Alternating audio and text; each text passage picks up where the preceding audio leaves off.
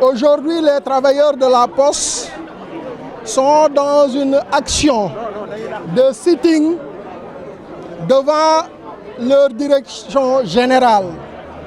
Cela est symbolique à plus d'un titre, mais c'est aussi un signe annonciateur que les travailleurs ne se laisseront pas faire. Les travailleurs ne se laisseront pas sacrifier.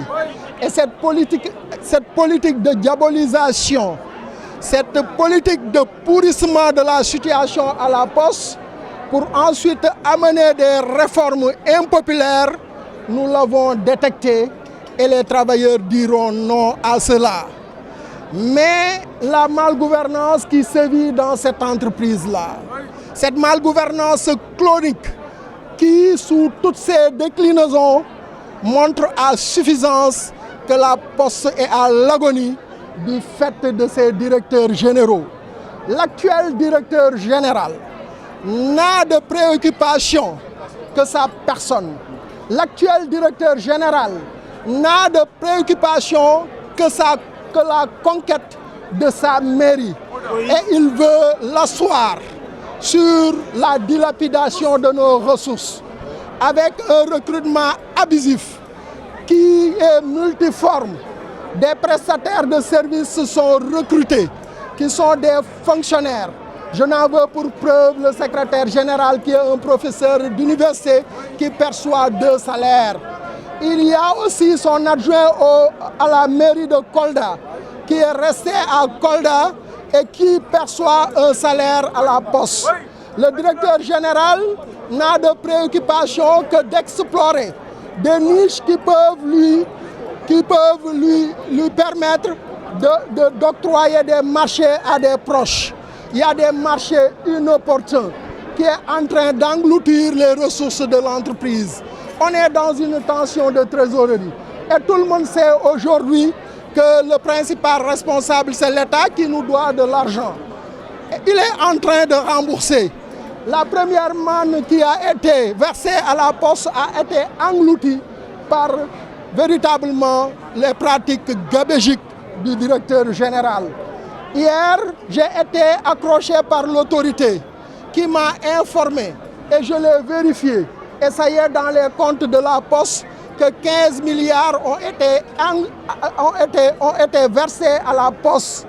Ces 15 milliards-là, on l'a versé à une période assez charnière. C'est l'après-campagne, après c'est la campagne. Nous avons véritablement le doute que ces ressources-là soient destinées à financer véritablement la campagne électorale du directeur général politicien. Il est politicien jusqu'au bout de ses ongles. C'est un directeur général paresseux, mais c'est un directeur général vorace qui dilapide nos maigres ressources. Mais les travailleurs diront non à cela. Et pour ça, nous avons le soutien des forces vives du Sénégal.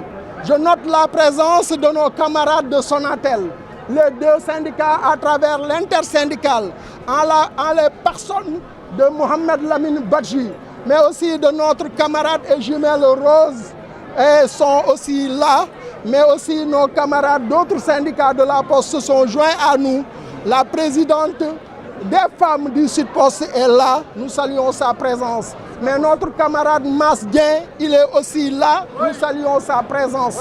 Mais ce que nous devrons dire, ce n'est qu'un avant-goût, ce n'est qu'une avant-première.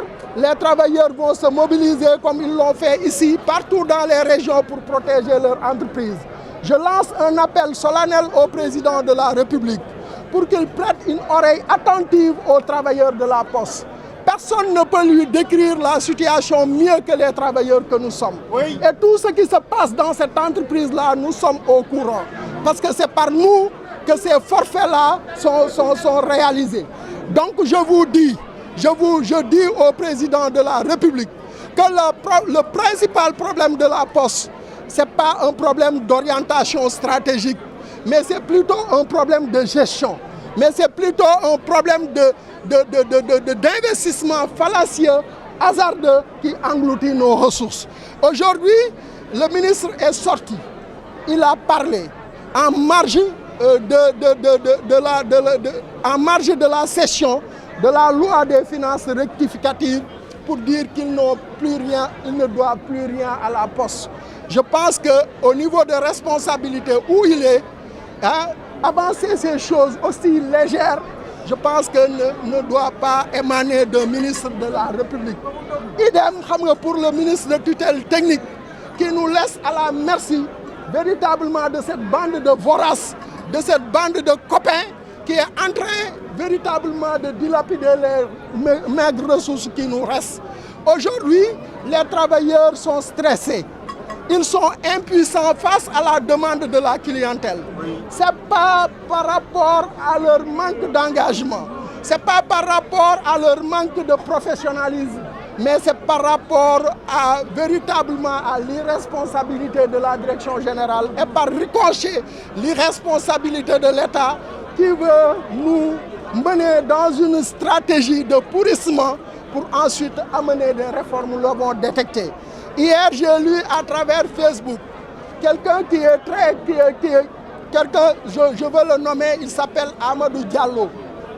Il est très actif dans les réseaux sociaux et il est proche du pouvoir. Son poste d'hier en dit long. Après avoir dilapidé les ressources financières de l'entreprise, aujourd'hui, ils ont une visée sur notre patrimoine immobilier. Ça, nous disons que ces bâtiments-là que vous voyez ont été construits avant l'indépendance. C'est pendant la colonisation que la majeure partie de ces bâtiments ont été construits. Donc nous n'accepterons pas que des personnes arrivistes qui sont nées après les indépendances viennent s'accaparer des ressources de la Poste. C'est un patrimoine national. Cette lutte-là, nous allons engager véritablement toutes les forces vives de ce pays-là. Hier, nous avons eu à rencontrer M. Alioune Tine. Nous allons le faire avec tous les acteurs de la société civile. Mais nous n'écartons pas aussi de rencontrer les acteurs politiques de ce pays-là parce qu'un débat national doit s'instaurer pour que les populations sénégalaises sachent que la Poste est une utilité publique. La Poste serve aux populations sénégalaises et elle délivre des services essentiels aux populations sénégalaises. Mais il y a une politique de diabolisation qui se manifeste par une asphyxie financière jusqu'à ce que les postiers dans les différents bureaux de poste ne puissent pas rendre ce service-là et cela nous ne l'accepterons pas et ce débat-là doit se poser. Donc c'est un premier, nous allons encore l'accentuer, on l'a étendu au niveau international, mais nous allons la densifier au niveau national pour que véritablement les autorités respectent la Poste et les postiers. Je vous remercie.